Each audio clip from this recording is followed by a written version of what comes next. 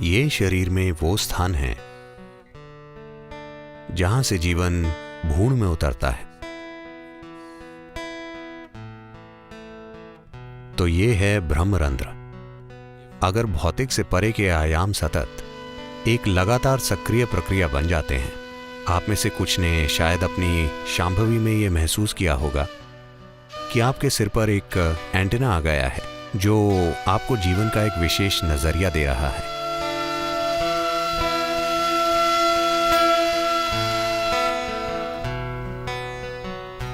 अगर आपके घर में एक नवजात शिशु है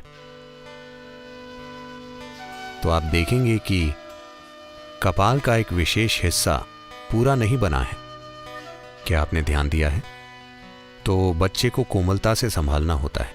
वहां पर सिर्फ त्वचा होती है, कोई हड्डी नहीं होती।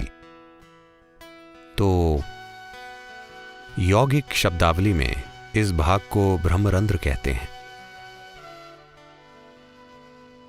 रंध्र का मतलब होता है एक मार्ग, जैसे छोटा छेद या सुरंग का मार्ग। तो इसे ब्रह्मरंध्र कहते हैं। तो ये शरीर में वो स्थान है जहां से जीवन भ्रूण में उतरता है। क्योंकि जीवन भ्रूण में आ गया है और जीवन अपने विकल्पों को खुला रखता है, यानी क्या ये शरीर उसे कायम रखने में सक्षम है या नहीं, तो जीवन विकल्प खुले रखता है।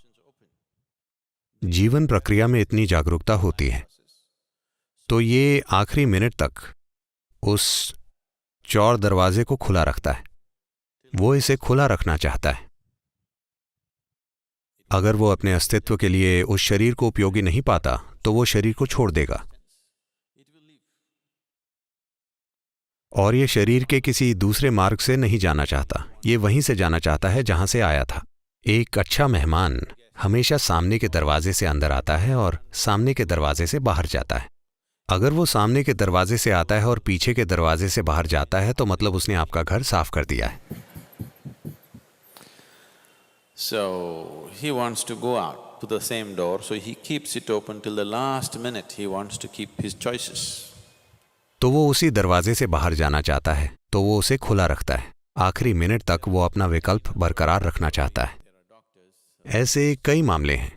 अगर यहाँ डॉक्टर या प्रस्तुति विशेषज्ञ हैं तो आपको पता होगा कि ऐसे तमाम मामले होते हैं जहां सभी चिकित्सा मापदंडों के अनुसार भ्रूण स्वस्थ था, सब कुछ ठीक था, पर किसी कारण से एक मृत शिशु पैदा हुआ। बस इसलिए क्योंकि अंदर मौजूद जीवन अभी भी चुन रहा था। अगर उसे लगता है कि ये शरीर गलत तरह का बन रहा है। जीवन की अपनी कर्म संरचना है और भ्रूण में माता पिता का कर्म है। तो हालांकि वो अपने चुनाव से ही आया है, बात बस ये है 90% या उससे ज्यादा मौकों पर यह सही होता है, पर जीवन इस बात के प्रति सचेतन है कि ये कभी कभी गलत चुनाव कर सकता है। तो यही कारण है कि गर्भावस्था के दौरान एक गर्भवती महिला के आसपास एक अलग तरह का वातावरण बनाने के लिए बहुत सी सावधानियां बरती जाती थीं। अब हम ये सब छोड़ रहे हैं। आज गर्भवती महिलाएं काम पर जाती हैं, सिनेमा जाती हैं, वे सभी जगह जाती हैं। ऐसी चीजें अब नहीं की जाती हैं। ये सिर्फ इस उम्मीद से किया जाता था कि Something better than who both of you are comes into your womb. आप दोनों से बेहतर प्राणी आपके गर्भ में आए। आप जानते हैं कि मैं क्या कह रहा हूं? आप पति पत्नी हैं, आपके कुछ खास गुण हैं। आप चाहते हैं कि आपका बच्चा बस आपकी तरह नहीं बल्कि आपसे ऊंची गुणवत्ता का हो। आपसे बेहतर प्राणी आपके गर्भ में आना चाहिए। उस वजह से गर्भावस्था के एक खास चरण के बाद एक पति को भी उस महिला को देखने की अनुमति नहीं थी, क्योंकि उसे आराम और खुशहाली की एक खास अवस्था में रखना होता था। एक खास तरह के विचारों के साथ, एक खास तरह के वातावरण में, हर तरह से उसके सिस्टम को खुश रखने की कोशिश होती थी। सही तरह की सुगंध, ध्वनियां, मंत्र, भोजन, हर चीज, ताकि उसका शरीर एक ऐसी अवस्था में हो जिससे सही किस्म के प्राणी को निमंत्रण दे। शायद आज की दुनिया में इन सब चीजों का सवाल ही नहीं उठता। तो अगर कोई प्राणी इस खास भ्रूण में प्रवेश करता है और उसके शिशु बनने के दौरान उसे उपयुक्त नहीं पाता तो वो चला जाता है। इसलिए एक द्वार खुला रखा जाता है। तो ये ब्रह्मरंध्र है। और एक दिन जब आप शरीर छोड़ते हैं उस समय भी आप किसी भी मार्ग से जा सकते हैं, लेकिन अगर आप ब्रह्मरंध्र से जाते हैं तो ये जाने का सबसे अच्छा तरीका है। अगर आप सचेतन रूप से शरीर के किसी भी हिस्से से जाते हैं तो ये ठीक है, लेकिन अगर आप ब्रह्मरंध्र से जा पाएं तो ये प्रस्थान करने का सबसे अच्छा तरीका है। तो चूंकि इस बारे में बहुत सी बातें होती हैं तो इस बारे में किताबें लिखी गई हैं। एक बात यह है कि इसकी काफी संभावना है कि हो सकता है कि कोई इंसान अपने सिर के ऊपर या माथे के बीच में चीजों की कल्पना करना शुरू कर दे। वे कई चीजों की कल्पना करते रहते हैं। आपको यह समझने की जरूरत है कि आप जहां भी अपने मन को केंद्रित करते हैं वहां कुछ हलचल होगी। अगर आप चाहें तो अभी आजमा सकते हैं। अपनी छोटी उंगली को ऐसे रखें और इसकी नोक पर ध्यान केंद्रित करें। आप देखेंगे कि 1 मिनट के भीतर वहां कुछ हलचल होगी। शरीर के किसी भी हिस्से पर अगर आप अपना ध्यान केंद्रित करते हैं तो आप कुछ हलचल पर गौर करेंगे। तो इसे आपके भीतर हो रही किसी महान प्रक्रिया के रूप में गलत नहीं समझा जाना चाहिए।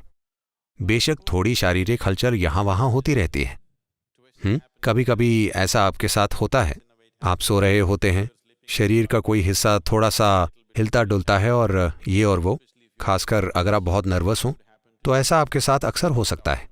अगर आप सहज हैं तो शायद ऐसा ना हो। अगर आप थोड़े तनाव या दबाव में हैं तो ये आपके विभिन्न अंगों में हो सकता है, तो उसे भी गलत लेने की जरूरत नहीं है। मुझे नहीं पता कि मुझे ये कहना चाहिए या नहीं, क्योंकि अगर मैं ये कहता हूं तो आप हर तरह की चीजों की कल्पना करना शुरू कर देंगे। अगर आप ध्यानमय हो जाते हैं, जो कि आप बन रहे हैं, जब आप शांभवी करते हैं, मुझे ये नहीं कहना चाहिए, ये हर तरह की चीजों को जन्म देगा, क्योंकि लोगों की कल्पना बहुत प्रचंड होती है। मैं हमेशा उन्हें ऐसा कुछ भी बताने से बचता हूं जो उनके अनुभव में नहीं है, क्योंकि वो हर तरह की चीजों की कल्पना करना शुरू कर देंगे। वैसे भी अगर आप खुद के साथ ऐसा मत कीजिए, ये जरूरी नहीं है। अगर मैं अपना हाथ अपने ब्रह्मरंध्र के ऊपर रखता हूं, यहां तक कि 4 फीट ऊपर तक भी अगर आप इसे रखते हैं, तो आप अपने हाथ में एक स्पष्ट भाव महसूस करेंगे जो हमेशा एक 8 के आकार में होगा। अगर आप अपनी ऊर्जाओं को एक खास तरीके से रखते हैं तो ऐसा हमेशा होगा। ऐसा हर इंसान के साथ हो सकता है, लेकिन यह भीतर होता है, यह शरीर से आगे नहीं बढ़ता, क्योंकि सिस्टम में मौजूद 114 चक्रों में से अंतिम 2 चक्र शरीर के बाहर हैं। अगर भौतिक से परे आयाम सतत एक लगातार सक्रिय प्रक्रिया बन जाते हैं, आप में से कुछ ने अपनी शांभवी में कुछ पल के लिए यह महसूस किया होगा कि आपसे परे की कोई चीज सक्रिय हो गई है। तो अगर आपकी भौतिकता से परे एक आयाम आपके भीतर एक निरंतर सक्रिय प्रक्रिया बन जाता है, तब कुछ समय बाद ये 2 चक्र जो निष्क्रिय और शरीर से बाहर होते हैं, वे सक्रिय हो जाते हैं। अगर वे सक्रिय हो जाते हैं तो मतलब आपके सिर पर एक एंटेना हो जाता है। आपने पुलिस एंटेना देखा है? आपको अपने सिर पर एक एंटेना मिल जाता है जो आपको जीवन का एक खास नजरिया देता है।